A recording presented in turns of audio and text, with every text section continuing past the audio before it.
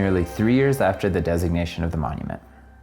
We had come through dozens of books and websites and settled on a list of towers to climb. King of Pain in Indian Creek, Texas Tower, Mexican Hat, and Eagle Plume Spire in the Valley of the Gods. In their own unique ways, each was threatened by the reduction of the monument. Solomon, Carl, Wayne, and I were setting out to experience what was at stake. The layers of experience closer to us are those of the multitude of climbers who revere the Bears Ears. These stories are made possible only by this place, and they were the inspiration that guided our path. We had planned to learn firsthand about the tales of Jeff Aki, Ed Webster, and Chip Chase, who defined many of the first ascents in Indian Creek. To hear more from unsung climbers such as Tim Coates and Brett Ruckman, who climbed the massive Texas Tower on one of its first free ascents. And to experience the why of climbers such as Steve Crusher Bartlett, who have made the desert a spiritual home for decades. To us, these climbs had more meaning because of the generations of climbers that gathered around these places. And this was our chance for a new story to play out.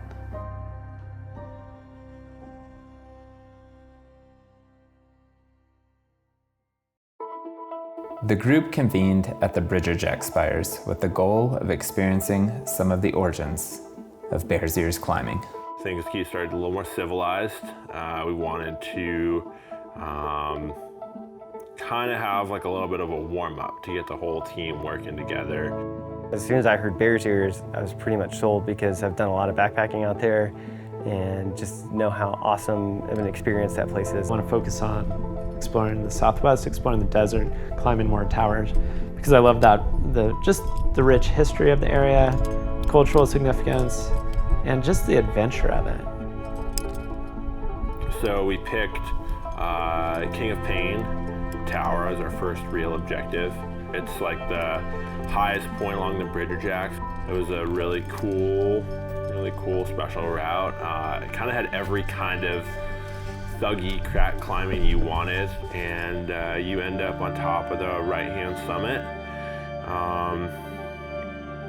As a team, we really gelled on that and climbed it super well.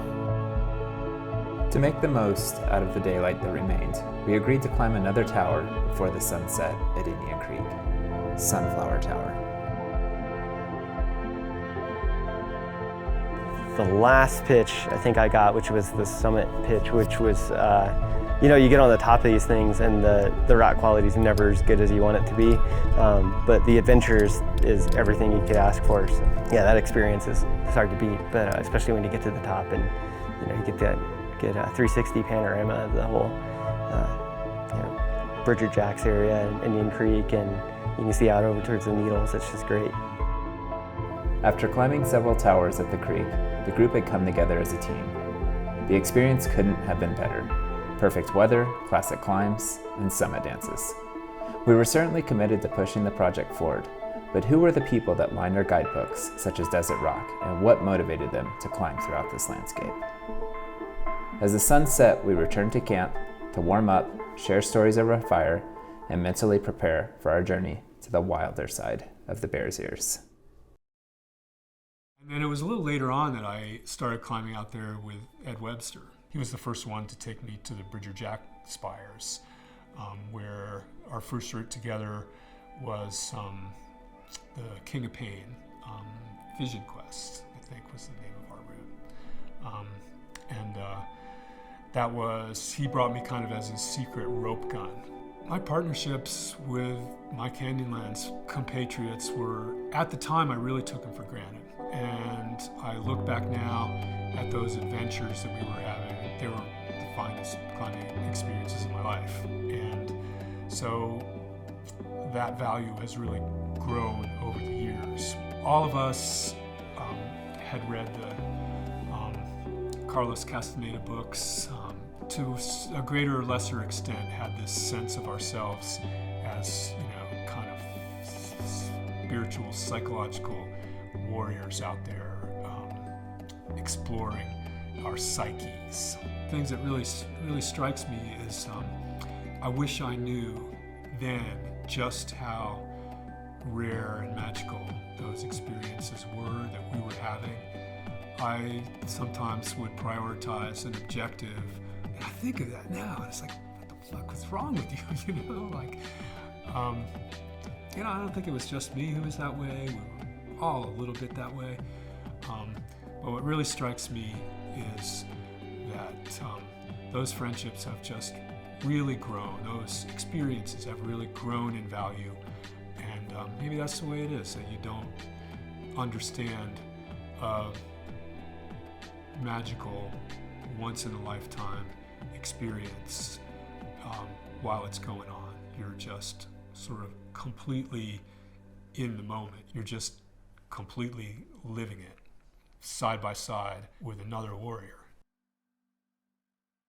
After packing up at Indian Creek, we felt ready to tackle our next and primary objective, Texas Tower. This tower is notorious, characterized by unprotectable chimneys, a scary offwidth, loose rock, and terrible fixed anchors. It was in Eric Bjornsted's guidebook, and there was, a very spectacular picture of it. And, short of Spider Rock, it's one of the bigger towers out there. Yeah, that one was a big adventure. We started up the wrong route because it was dark still. It was when it got light, we got corrected and we started going up the correct route.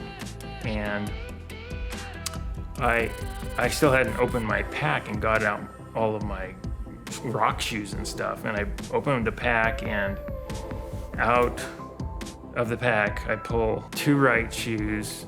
I was like, oh crap, what do we do now? I just decided to go for it. The 5th pitch, which was the off-width crux of the whole thing, was my lead. I just remember that just being a ferocious sort of off-width, and it just took me so long to lead.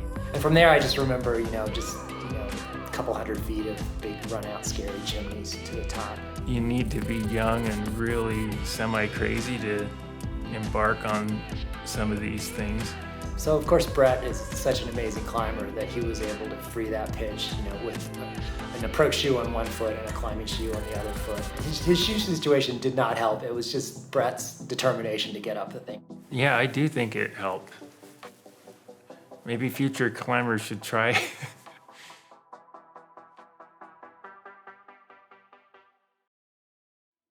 Everyone knew going in that Texas was the most serious part of the trip for sure that we had planned, both in logistics and in what climbing lay ahead of us. It feels remote just as soon as you get off the highway. Everything about it seemed sandbagged and hard. You always get a little bit concerned when you see that plus, like 511 plus next to a grade. Climbing went pretty well. Only managed to get stuck and had to down climb a little bit once. And then we were at the top of the second belay. So racked up, took mostly the wide gear and started up. Now you cast off on I think it's pitch 3, the first proper chimney pitch, which I wanted. It kills me in hindsight because we even played rock, paper, scissors for the pitch. Like I said, this is my contribution. I want to climb all the chimneys. He quickly got out of sight. He climbed around this corner. And I was feeling a little bit like I was about to be spit out. So I reached back in to try and adjust it again. And at that point, my feet, which were sort of pressing into the squeeze to try and keep me in position, blew out.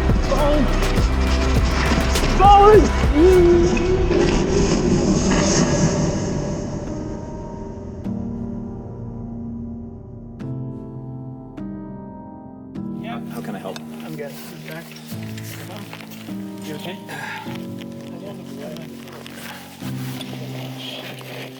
That was fucking scary. Dude, I heard him fall. I took a lot of slack. Yep. I'm okay. You're okay.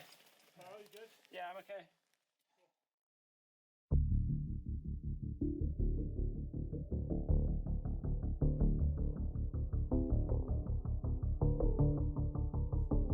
And man, that place, I'd never been anywhere quite like that before. It's just this vast canyon, just deep forest, and it's just this deep silence everywhere. It was spooky, hard to describe, like there were ghosts there or something, except that it was almost oppressive. The silence, the feeling of, should we even be in a place like that? But of course, once you're up on the climb, that's up on the climb, and everything else kicks in, and you just get on with the climbing. You know, the climbing can be scrappy and loose and terrifying, but after a while you realize that it's all the other things, the approaches, the bivvies, the sunrises and sunsets. It's all those things that make up the full desert experience, not just the climbing itself. You just have to take whatever comes. Loose rocks, offwits, scorpions, whatever you find, you just have to deal with them. It takes a certain kind of persistence, creativity, resourcefulness. The entire situation had left the group rattled and uncertain. Texas Tower had lived up to its reputation, but we certainly hadn't been prepared for a 100-foot fall onto the anchor. The group faced a decision: jug back up the fixed lines and bail, or continue to the summit.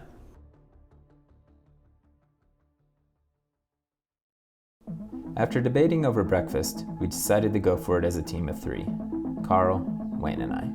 Sometimes you gotta walk away, but it's not really the Texas spirit, I guess, to just walk away from stuff. When you look up and you see how steep some of these pitches are, you just kind of know what you got in the store. The most memorable pitch for me on Texas Tower was this crux pitch, which is kind of overhanging 5s and 6s, just slightly overhanging.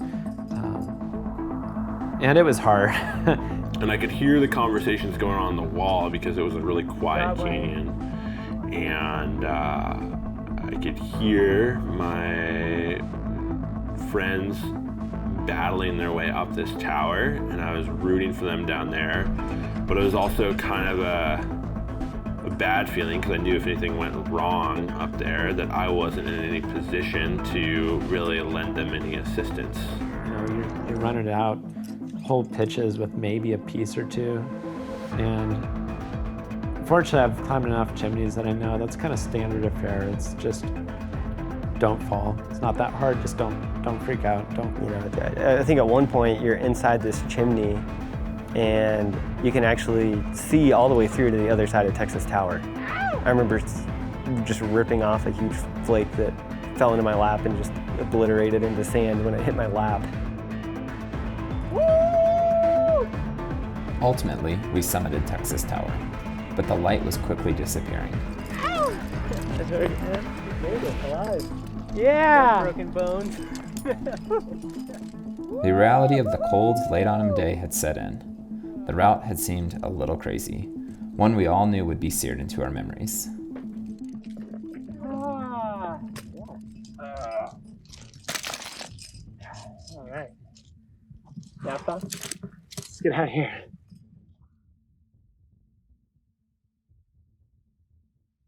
And after hiking out of the canyon, we were unsure if we were going to continue the project.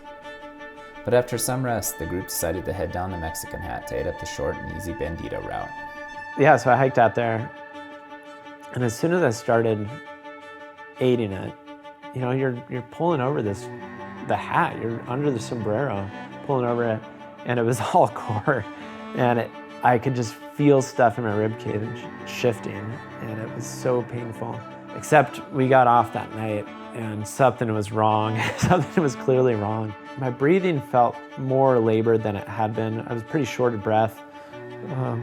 And just feeling it in a way where if I took a deep breath, I could feel something shifting or things moving in my rib cage, and it kind of freaked me out.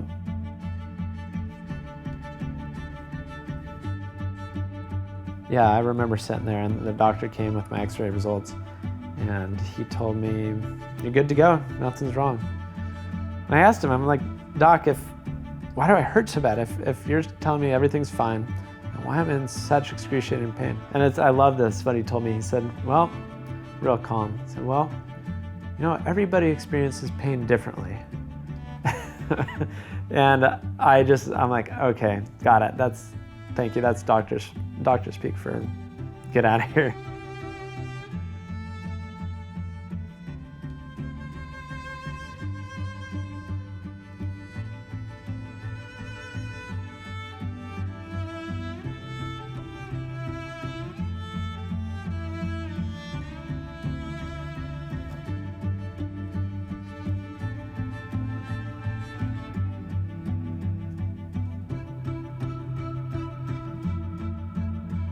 Despite the fact that we had finished climbing a number of towers and spent multiple rest days exploring the region, the project to immerse ourselves in the different characters of climbing in the Bears Ears felt incomplete. Our drive to experience the region to its fullest was still drawing us to our intended final destination, Eagle Plume Spire in the Valley of the Gods. And we were committed to sort of seeing the trip through, and I don't think at that point, after all we'd been through, no one wanted to sort of end the trip on that note. Everyone wanted to sort of see it through as much as we could. It was spooky, but I was really happy to be out there. It was a beautiful day. I was with friends, and I knew I had a good belay, and so that gave me confidence to keep going. Carl and I were laughing and listening to music on the wall, and like could not ask for a better day out. It was a bummer Carl couldn't climb, but we were making progress at the tower, and things felt really good. And then we got to the last pitch and sent it right up and ended up on top of this incredible tower. Seeing all these other towers out there, it felt empowering to be up there and to have taken that fall. It was incredible. But I think then to tie it all together, it's just you're outside in these beautiful places. To me, kind of a fundamental thing of living in the West. And there's always the exploration piece of it. I've always loved to explore in the desert, see what's around the next bend or the next corner. I always think that, in 100 years from now, nobody's ever said, boy, I wish we hadn't preserved as much land as we have. So this is all we've got, and we don't have a lot of wild places left. Now I go out to the Canyonlands specifically for those other things. Just is such good medicine to be out there. Early desert climber Chuck Pratt vividly pointed out that there is a time in every desert expedition when the end of the trip is signified by subtle changes either in our own temperament or in the environment. One morning, the sky is somehow different, or the sunset will be of such surpassing splendor that no climb can match it. To us, the importance of friendship, adventure, and wildlands had become as clear as our final day on Eagle Plume. Our time in the Bears Ears had come to a close. By experiencing the stories of those that had come before us and sharing these climbs with each other, we had learned why the Bears Ears really matters.